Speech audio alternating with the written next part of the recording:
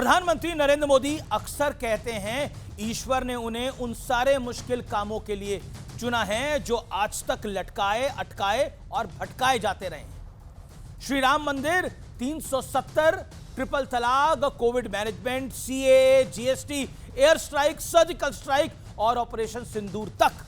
यह लिस्ट इतनी लंबी है जिसे बताने के लिए एक वीडियो काफी नहीं होगा। ऐसे फैसले लेने के लिए पहाड़ जैसे इरादों की जरूरत होती है। अब देखिए, 88 साल पहले भारत के राष्ट्रगीत के भी ठीक वैसे ही टुकड़े कर दिए गए थे जैसे 1947 में भारत के टुकड़े किए गए थे।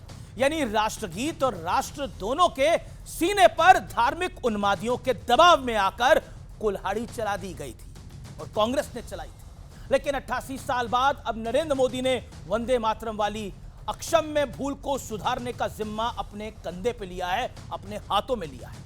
और उसका नतीजा यह हुआ कि 88 साल बाद पहली बार अखंड वंदे मातरम का गान शुरू हो गया।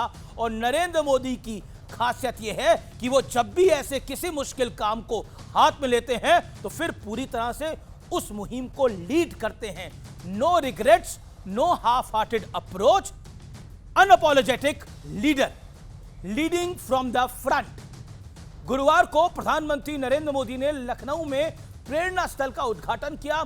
इस दौरान वंदे मातरम के उन छंदों को भी गाया गया जिन्हें पंडित जवाहरलाल नेहरू की कमेटी ने 1937 में वंदे मातरम से हटाने का फैसला किया। सोचिए, जिस गीत को गाते गाते ना जाने कितने दीवानों ने अपनी जान निछावर कर दी इस मातृभूमि पर, उसी गीत को खंड खंड कर दिया गया। लेकिन अब वंदे मातरम का वनवास पूरा हो चुका है और इसकी शुरुआत इसी साल 7 नवंबर से हुई, जब वंदे मातरम के 150 साल पूरे होने पर प्रधानमंत्री मोदी ने पहली बार वंदे मातरम पर अपने इरादे पूरे मुल्क के सामने, देश के सामने जाहिर किए थे। इसके बाद शीतकालीन सत्र में दोनों सदनों में पहली बार राष्ट्रगीत पर खुलकर बहस कराई गई।